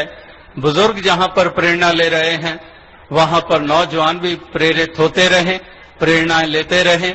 और किस कदर नौजवान अक्सर ज्यादा वो मिलते हैं, अभी नहीं, उनके शरीर को त्यागने के बाद की बात नहीं, पहले भी जब कभी कोई मिलता तो यही बात करता कि विवेक जी के ऐसा एक हमारे लिए सपोर्ट सिस्टम है कि इतनी काउंसलिंग स्ट्रांग कि कोई ऐसा नहीं कर सकता है। एकदम हम गिरे हुए हों उठा देते हैं, बिल्कुल खड़ा कर देते हैं। ऐसी काउंसलिंग, ऐसा एक कायल कर देना, तो ऐसा एक सपोर्ट सिस्टम उनका बना हुआ। और वो भी, ये भी कला जो उनके पास थी, उसके लिए भी यही मानते थे कि मैं कौन हूं करने वाला, मैं कहां पर किसी को खड़ा कर सकता हूं, ये तो मालिक है। और प्रार्थना करने की मालिक मुझे भी खड़ा रखे और आप सभी को भी मजबूती से खड़ा रखे। तो इस प्रकार से ये कितने पहलू हम गिनते चले जाएं, बहुत ही पहलू जीवन में ये निरंतर ये देखने को मिलते हैं। और इस प्रकार से उम्र के तकाजों को एक तरफ छोड़कर, जैसे उन्होंने आपने उन तमाम उम्र के हर उस पहलू के तकाजों को एक तरफ रख दिया अगर बालपन की बातें सुने तो तब लगते हैं कि ये किसी बुजुर्ग की, अगर जवानी की उम्र में तब लगता है कितनी मैच्योरिटी की बात। और इस तरह से अगर अपने जीवन में ऐसा देखा तो फिर हम हर उम्र वाला उनके जीवन से पे क्यों ना कायल हो, क्यों ना उन पे ऐसे जीवन के ऊपर वो फिदा हो कि जिसने हर उम्र के उस पड़ाव में से एक ऐसा ऊंचाई को एक कायम रखा तो हर उम्र वाला एक कायल रहा और कायल है आज भी, और हमेशा ये मनों में ये स्थान बना रहेगा। तो आओ साथ संगत, यही एक अरदास, यही प्रार्थना कि दातार कृपा करे, ऐसी शक्ति, ऐसी सामर्थ्य दे सभी को, सभी ऐसे जीवन से प्रेरणा ले पाएं और आगे से आगे सभी बढ़ते चले जाएं। और ये जीवन इस कदर जिया गया, जो जैसे अभी थोड़ी देर पहले भी आपने कबीर जी के वो वचन सुने कि किस प्रकार से तुम हंसो जग रोए, कि ऐसी करनी कर चलो, कि वाकई ही जो जीवन जिया गया इस कदर जिया गया कि जिसने हंसाया ही हंसाया, जिसने खुशी ही दी। You made everybody laugh, young and old, and now you have made everybody cry, young and old. तो इस प्रकार से ऐसे बिछोड़े के मौके के ऊपर सभी के आंखें भरी हुई एक श्रद्धा के साथ एक समर्पित होकर, तो ऐसा है अरदास है कि दातार कृपा करे, शक्ति दे, सामर्थ्य दे, क्योंकि इतना आसान नहीं होता, इतना सरल नहीं होता है इस कदर ये जीवन जीना, इस कदर छोटी छोटी बातों को दरगुजर करना, इस तरह नेगेटिविटी को एक तरफ फेंकना। लास्ट टाइम जब उनके वचन सुने दिल्ली में 12-13 दिसंबर की शायद बात, और उसमें एक जो बात थोड़ी देर पहले भी जिसका जिक्र हुआ, कवि महापुरुषों ने उसका थोड़ा सा जिक्र किया कि उस स्पीच में उन्होंने ये कहा कि किस कदर कुछ पंजाब के ऐसे हालात थे, और उस वक्त बड़ा जिक्र था कि हिट लिस्ट पे आ गया है, ये फलां हिट लिस्ट पे आ गया है, ये इसको खत्म कर रहे हैं, उसको खत्म करने की योजना है। तो उसको, उस शब्द को, हिट लिस्ट को इस कदर निभाया उस स्पीच में, उस प्रवचन में, कि वो एक हिट लिस्ट अगर हम अपने जीवन में भी बना लें, वो हिट लिस्ट ऐसी हो कि अगर वो लिस्ट सामने है जिसका दास ने जिक्र किया कि नफरत रूपी पहलू, जलन रूपी पहलू, अभिमान रूपी पहलू जो हमारे मन में है, हमारे अपने मन में जो जो ये पहलू हैं, उन सबको हम हिट लिस्ट में ले आएं और एक एक करके हम मारते जाएं। अभिमान को मार दें, संकीर्णता को मार दें, कठोरता को मार दें, दानवता को मार दें, इन सब को हम अपनी हिट लिस्ट में ले आएं। तो आओ साथ संगत, कहने का भाव कि ऐसे एक ऐसा जीवन जी पाना वाकई इतना सरल नहीं होता जितना कहना सरल है। तो दातार कृपा करे कि सभी को तौफीक दे, शक्ति दे, सामर्थ्य दे, जो जो भी ऐसा जीवन जी के जाते हैं, सतयुग में भी जिन्होंने भक्ति के मार्ग पर चलकर जीवन जिया, त्रेता में जिन्होंने ऐसे भक्ति के मार्ग पर चलकर अपने अकीदे विश्वासों को कायम रख के सफर को तय किया, द्वापर में जिन्होंने परमार्थ को अपनाया, जिन्होंने सत्य को जाना, अपनी आत्मा का कल्याण किया, अपने जीवन को निखारा, या फिर कलयुग में तमाम इस दौर में जो इसी प्रकार से आध्यात्मिकता के रास्ते पे चलते चले जा रहे हैं, चलते चले गए, जिन्होंने इस सत्य परमात्मा ईश्वर निराकार को ही हमेशा प्रधानता दी। तो ऐसे भक्त महापुरुष संत जनों का अनुकरण, अनुसरण करते चले जाएं। यहीं मुंबई में, महाराष्ट्र में हम ऋषि व्यासदेव जी को याद करते हैं, और ये समागम जो आने वाले दिनों में जो इन्हीं मैदानों में निभाया जाना है, जिसकी तैयारियों में सभी लगे हुए हैं, तो किस प्रकार से उन्होंने क्या, और अनेकों अनेकों महापुरुषों ने किस कदर ऐसे योगदान दिए हैं मिशन के लिए, और ऐसे ऐसे बलिदान तप त्याग किए हैं, और ऐसे ही जीवनों को हमेशा हम अपने जहन में, दिलो दिमाग में रखें और इस प्रकार से उत्साह के साथ सभी आगे से आगे हम बढ़ते चले जाएं, तो दास यही अरदास, यही प्रार्थना करेगा कि सबको ये पहलू याद रहे, हर इंसान को ये याद रहे कि राम गयो रावण गयो, जाका बहु परिवार, कहो नानक फिर किछ नहीं, सुपने यो संसार। कि इस प्रकार से संसार में कोई नहीं रहा। अगर रावण संसार में नहीं रहा क्योंकि अभिमानी है, तो मर्यादा पुरुषोत्तम राम भी कहाँ इस शरीर रूप में रह पाए। तो यहाँ तो जो आए सो जाएंगे, राजा रंग फकीर। तो यहाँ तो जो आता है हर किसी ने संसार से रुखसत होना है। और इस प्रकार से भक्त इसलिए अपने इस जीवन को इतनी इम्पोर्टेंस देते हैं कि हमारे जीवन की यात्रा इस कदर सुंदर बनी रहे, क्योंकि पता नहीं होता कि केल करेंदे हंजनु अचिंते बाज पए, कि केल करेंदे हंजनु अचिंते बाज पए। तो इस प्रकार से अचानक ही ये मालूम नहीं पड़ता कि ये जीवन का सफर ये कहाँ पर यकायक रुक जाने वाला है। ये श्वास नगाड़ा कूच का बाजत है दिन रैन, कि ये श्वास बजाते खुद हमारे जो चल रहे हैं ये नगाड़ा है। नगाड़ा बजता है, कोई सूचना देता है। तो कबीर जी कहते हैं कि तेरे श्वास ही अपने आप में एक नगाड़ा है, और वो नगाड़ा ये सूचना दे रहा है कि हम भी कभी बजते बजते अचानक रुक जाएंगे। वो नगाड़ा कह रहा है मैं भी कभी अचानक ही बजते बजते रुक जाऊंगा। इसलिए जितने श्वास हैं इन श्वासों की कीमत डालें, इन श्वासों की कदर करें। हम यूं ही वैर वास्तव में ना उलझे रहें। जिए तो जिए तेरी दुनिया में, उल्फत व मोहब्बत समझे नहीं, कि जीने को जिए तेरी दुनिया में, लेकिन ना उल्फत समझी, ना प्यार समझा, ना खलूस समझा, ना मानवता हमारे जीवन में आई। केवल जिस्म इंसानों वाले रह गए, लेकिन मानवता नहीं आई जीवन में। तो इस प्रकार से एक उम्र भी कम है मोहब्बत के लिए। लोग वक्त निकालते हैं कहां से नफरत के लिए, तो एक उम्र भी कम है मोहब्बत के लिए। तो ये जो जीवन जिया गया ये मोहब्बत करते हुए जिया गया है। और वाकई हर किसी को ये ध्यान रखना है कि हमने ये जीवन मोहब्बत के लिए जीना है, प्यार देना है। 2.5 अक्षर प्रेम के पढ़े सो पंडित होए, कि प्रेम करते जाना है। ये काहे की नफरतें, काहे के ये मन मुटाव, काहे के एक रंजिशे पालनी, ये तो सब धरा धराया रह जाता है।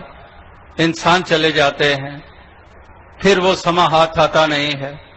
तो इसलिए ये जो मालिक ने थोड़ी सी जीवन हमें दिया है, इस जीवन को 4 दिन कह देते हैं कि 4 दिनों की जिंदगी, कि 4 दिन भी कह देते हैं, 4 पहर भी कह देते हैं। तो ऐसा जीवन जो मालिक ने हमें अमोलक दिया है, हम जहां पर अपनी आत्मा का कल्याण करें, वहां पर हम इसी प्रकार से जीवन के सफर को भी एक सुंदर ढंग से तय करें, और इस कदर हमारे जीवन की ये यात्रा ये तय हो जाए। इसी प्रकार से माटी के पुतले हैं सारे, मट्टी में ही सभी मिल जाते हैं। खाक की खाक स्यों रल जाना, तू कदे ताहों से आना। कि ये खाकी खाक के पुतले ने खाक की ढेरी में तब्दील हो जाना है। खाकी यानी कि ये खाकी जिस्म, खाकी खाक स्यों रल जाना, तू कदे ताहों से आना। कि कभी तो तू समझदारी की बात कर, कभी तो तू सूझवान बन। क्या यही ऐशो इशरतों में ही पड़ा रहेगा? क्या यही दानवता और हैवानियत के रास्ते पे चलता रहेगा? क्या इसी प्रकार से इस सत्य को, इस भक्ति को, परमार्थ को, इंसानियत को नजरअंदाज करता रहेगा? तू कदेता हो से आना, कभी तो तू समझदार बन जा, कभी तो जागरूक हो जा। और फिर ऐसा ना हो कि अब पछताए क्या हुआ जब चिड़िया चुग गई खेत। इसीलिए जैसे वो अंग्रेजी की कहावत है, let the vices die before thee, इससे पहले कि तुम मर जाओ अपनी उन कुरीतियों को मार दो। अगर ये सोच रहे हो कि अभी कुरीतियां हैं, कोई बात नहीं, आगे चल के मैं साधु बन जाऊंगा, कुरीतियों को मार दूंगा, लेकिन बात फिर वही है कि ये कड़ी, ये लड़ी कहां टूट जानी है श्वासों की, कहां पर तू सोच रहा है कि आगे जाके सवर जाऊंगा, अभी तो मुझे बिगड़ा रहने दो। नहीं, let the vices die before thee. ये पता ही नहीं है कि कब रुखसत हो जाना है। उससे पहले पहले नेकियां कमा लें, जीवन को सुंदर बना लें और इस प्रकार से औरों के लिए हम राहत का, खुशी का कारण बन सकें और मानवता को हम ऊंचाइयों तक ले जा सकें। तो दास और अधिक शब्दों का सहारा लिए बगैर अंत में एक दफा फिर यही अरदास यही प्रार्थना करेगा कि दातार कृपा करे कि जो ये जीवन जो विवेक शौक के द्वारा जो जिया गया है, ऐसे जीवन का अनुकरण करने की सबको शक्ति दे, सामर्थ्य दे और इस प्रकार से ऐसे गुणों से युक्त होकर सभी आगे से आगे बढ़ते चले जाएं, सभी अपने जीवन के सफर को भक्ति भाव से युक्त होकर तय करते चले जाएं और इस कदर ये कदम रुकने ना पाए।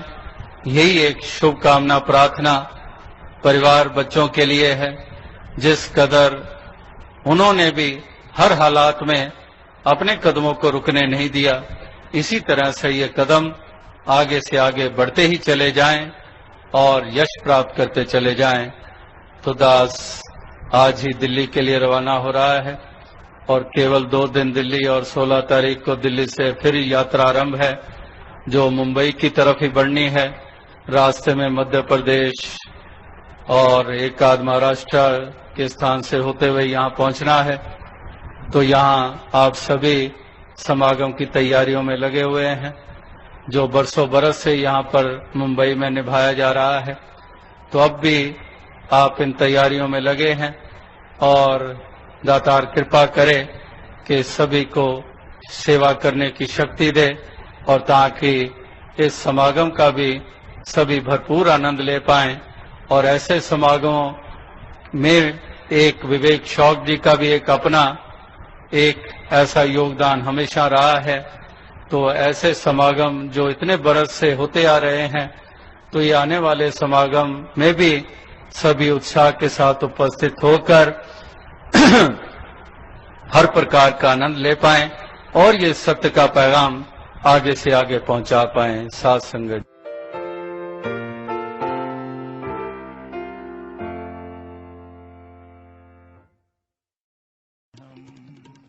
सत्संगत जी प्यार से कहना, सत्संगत आप सभी यहाँ पर उपस्थित हुए हैं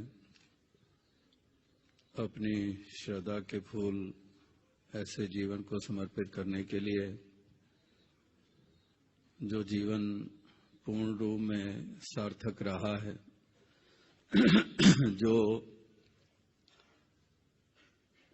गुरमत के अनुसार भक्ति भाव से युक्त होकर मजबूत अकीदे और विश्वास के साथ जो तय किया गया है जीवन, ऐसे जीवन को समर्पित हो रहे हैं और वाकई ही ऐसा जीवन जिन्होंने जिया, किस प्रकार से मनों के ऊपर, अनेकों के जीवन के ऊपर अपना प्रभाव छोड़ा और इसलिए अपने भाव हृदय में लिए हुए सभी आप यहाँ पर उपस्थित हैं और जिन जिन से भी विवेक का नाता जुड़ा, जिस रूप में भी जुड़ा, तो वो प्रभाव ग्रहण किए बगैर कोई भी शख्स रह नहीं पाया और हर किसी की जुबान से यही सुनने को मिलता है कि इस कदर, जैसे कहते हैं कि leaving a deep mark on one's life, तो इस तरह से जो एक अपना निशान छोड़ जाते हैं, जो एक जीवन जो एक ऐसा गुफ्तार, ऐसी गुफ्तार से संबोधित होना और किस प्रकार से असरदायक ढंग से दूसरे को कायल कर देना, तो ऐसे गुण जो जीवन में देखने को मिले तो कोई भी हो, और अक्सर जो हर एज ग्रुप के ऊपर प्रभाव डालने वाला हो, चाहे छोटे बच्चे हों, चाहे जवान हों, और यहाँ तक कि बुजुर्ग भी जो दाद देते हों, तो सारी ही जो उम्र की रेंज होती है, तो सब के ऊपर एक ऐसा प्रभाव डालना वाकई हर किसी के बस की बात नहीं होती है। और वो भी एक पॉजिटिव वे में कि किस प्रकार से, जैसे जिस घर में जन्म लेना और जैसा कि माहौल प्राप्त होना, जैसे अभी शौक साहब का, चंडीगढ़ का, पद्मा जी का जिक्र हो रहा है, तो जिस तरह से उस घर में जन्म लेना और फिर ऐसा ही वातावरण प्राप्त होना, उस वातावरण में वो बालपन बीतना, जवानी में कदम रखना, तो इस कदर वो संस्कार किस कदर उस उम्र से ही मजबूत होने शुरू हो गए और कदम कदम के ऊपर राह दिखाने वाले ये निरंतर प्राप्त होते रहे। और इसी के कारण वो एक पुख्ता एक फाउंडेशन बनने के कारण इस तरह से एक जीवन का म्यार, एक खूबसूरत, एक ऊंचे महल के रूप में वो सबके समक्ष आया। तो इस प्रकार से हम जब सत्संग की बात करते हैं, ये सात संगत रूपी परिवार की बात करते हैं, तो चंडीगढ़ में अक्सर जो समाज बीता वो तो उसके तो चंडीगढ़ के तमाम जो महापुरुष हैं यहाँ पर भी काफी हाजिरी है, उपस्थित है। तो एक एक को भी अगर समय दिया जाए तो कितने कितने वो देर तक वो बयान कर सकते हैं। और इस प्रकार से केवल चंडीगढ़ की बात नहीं, या फिर जो कुछ बरस मुंबई में बिताने को मिले, जहां पर कि कलाकारों की दुनिया में, और इस प्रकार से उस इंडस्ट्री में भी जो छाप छोड़ी। अब पिछले ही बरस जब इस नश्वर शरीर को त्यागा, इसी बरस के आरंभ में, जबकि 10 जनवरी को इस नश्वर शरीर को त्यागा, और उसके 1-2 दिन के बाद जब एक श्रद्धा के फूल इसी तरह से समर्पित किए गए, तो वहां पर भी जो उस इंडस्ट्री से ताल्लुक रखने वाले इनके साथी वो भी उपस्थित हुए, और कई उसके बाद भी मिलते रहे, जब उसके बाद भी जाने के मौके मिले। तो इस प्रकार से हर किसी की जुबान के ऊपर यही बात कि अक्सर हम इस इंडस्ट्री में रहते हैं और हम अपने अंदर भी झांकते हैं और औरों को भी देखते हैं, लेकिन हम कई दफा एक विशेष दृष्टि से देखते हैं, जैसे एक कीचड़ में एक कमल का फूल खिला रहता है, एक कीचड़ का असर ग्रहण नहीं करता। तो इस तरह से हमने विवेक के जीवन को देखा है। यहाँ तो कदम कदम के ऊपर इतने प्रलोभन हैं, यहाँ पर तो कदम कदम के ऊपर एक पहली बार में ही फिसल जाते हैं। और इसने इतने बरस एक ऐसी निर्लेपता को कायम रखा है और हमेशा ही गुरु का जिक्र और जो एक मानवीय जो गुण है उससे खुद भी युक्त और उसी का ही जिक्र हमेशा हंसते हंसाते इतनी ठोस बात कह जानी कि वो केवल हंसना हंसाना नहीं था, उसके पीछे भी एक संदेश था जो बहुत मजबूत संदेश, एक ऐसा स्ट्रांग मैसेज और एक सादगी, एक सिंप्लिसिटी। वो भी किस तरह से अक्सर वो कहते कि इतने जूनियर आर्टिस्ट भी होते हैं, दे शो देयर एयर्स। तो इस प्रकार से वो हवाओं में चलते हैं।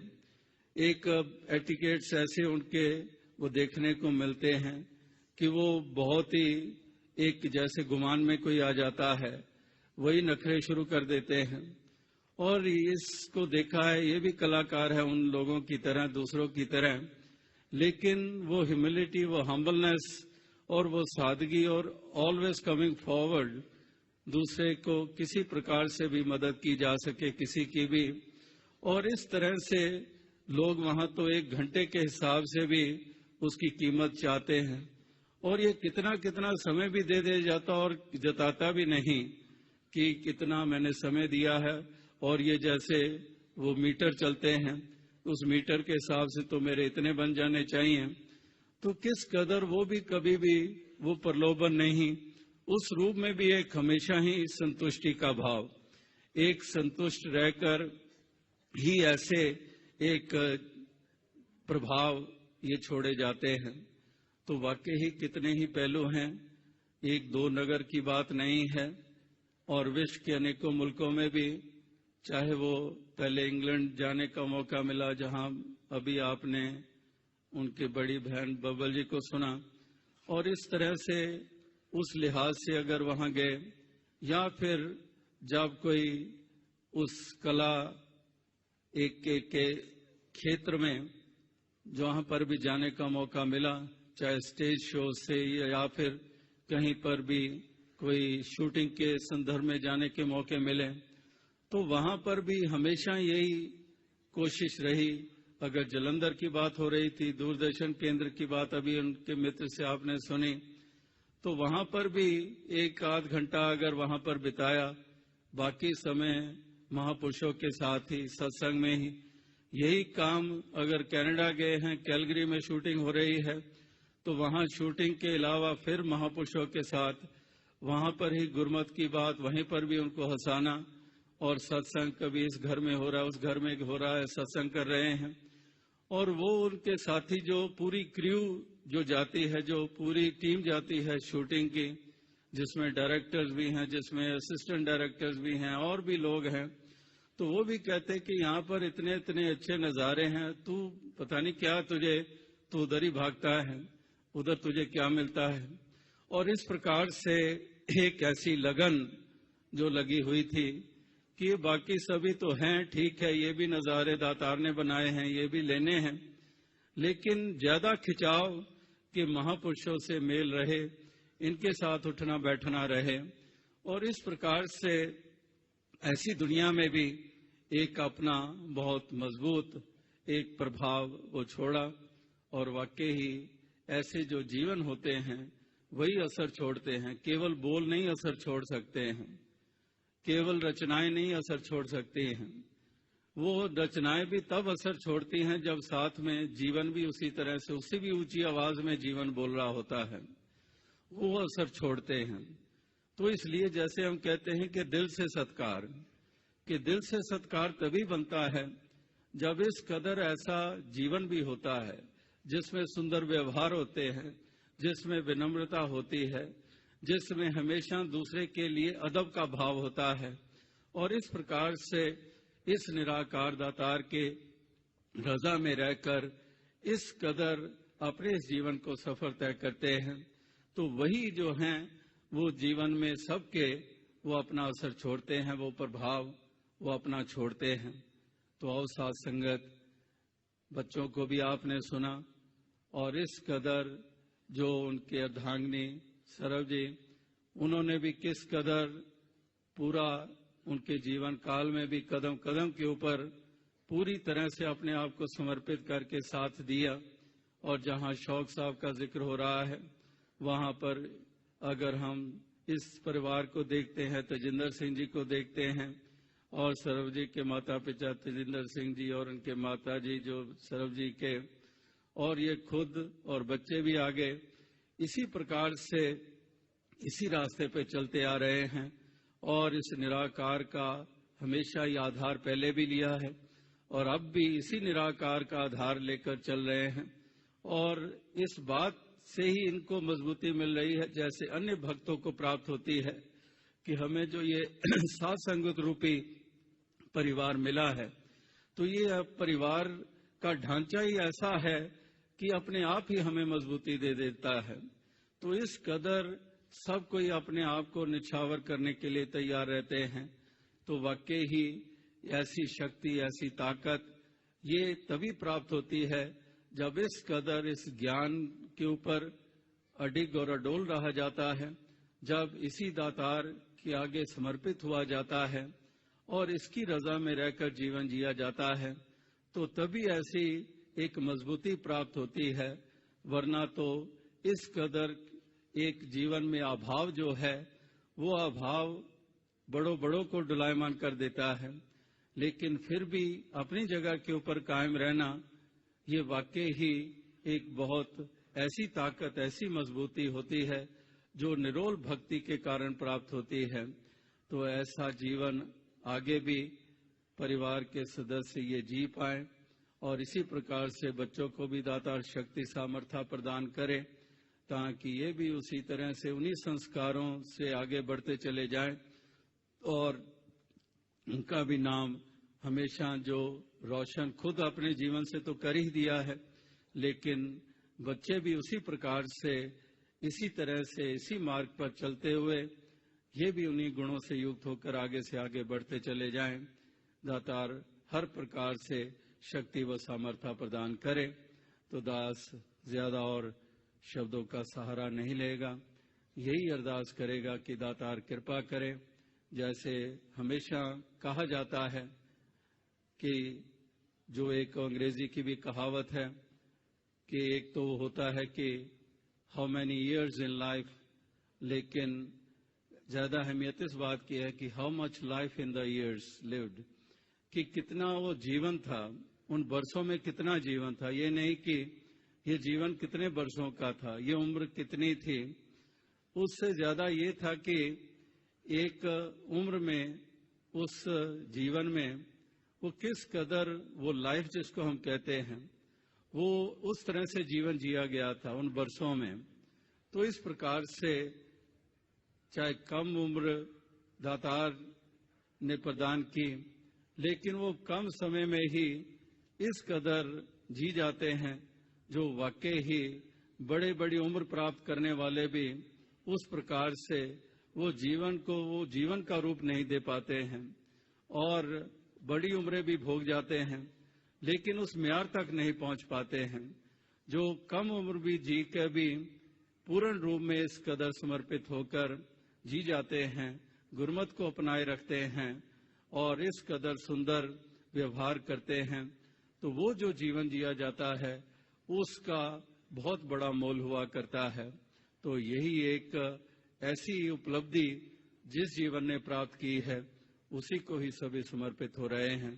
तो दास और अधिक शब्दों का सहारा लिए बगैर इन्हीं शब्दों से आपसे ज्यादा चाहेगा। साथ संगत जी धन्य।